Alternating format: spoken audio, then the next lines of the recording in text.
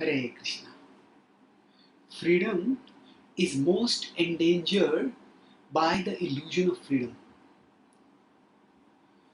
Suppose an animal is caught in a cage or is tied by shackles.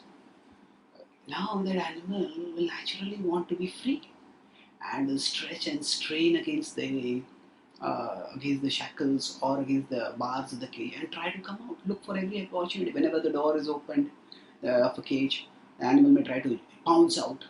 So in this way, the animal naturally craves for freedom.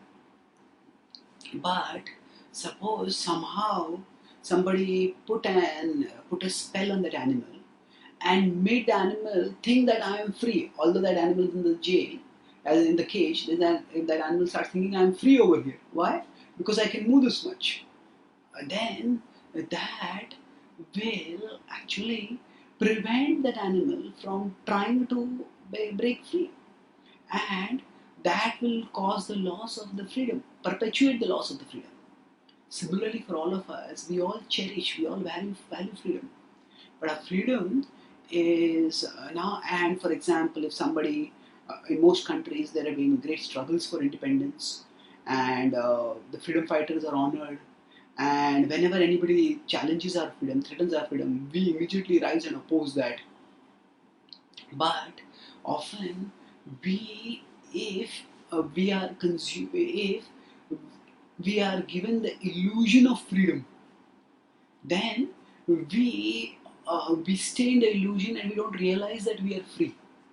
So, for example, it is said that if is there an inexperienced car seller, that car seller will make the pitch to a potential customer and then say, "So, sir, do you want to purchase the car?"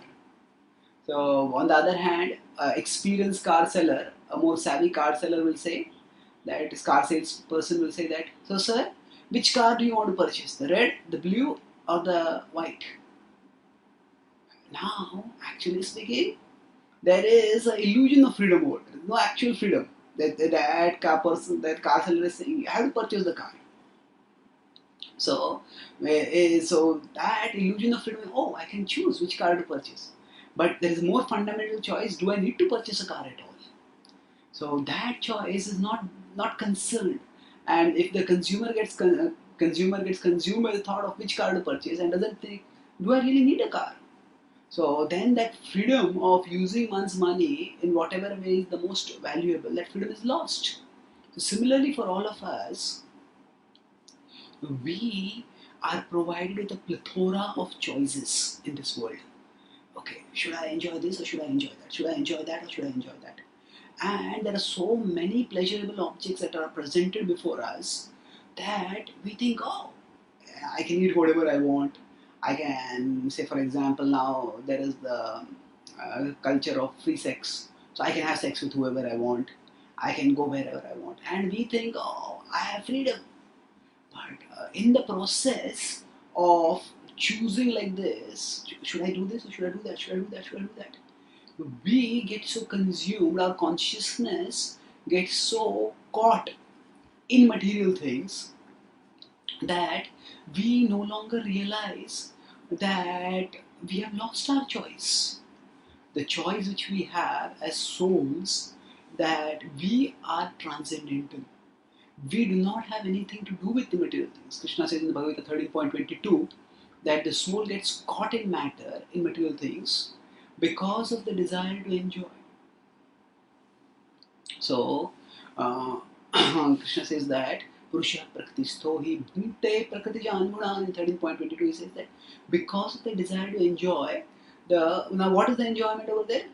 Bhunte prakriti jangunan. So prakriti jangunan, in the products of material nature, there are so many different products of the modes.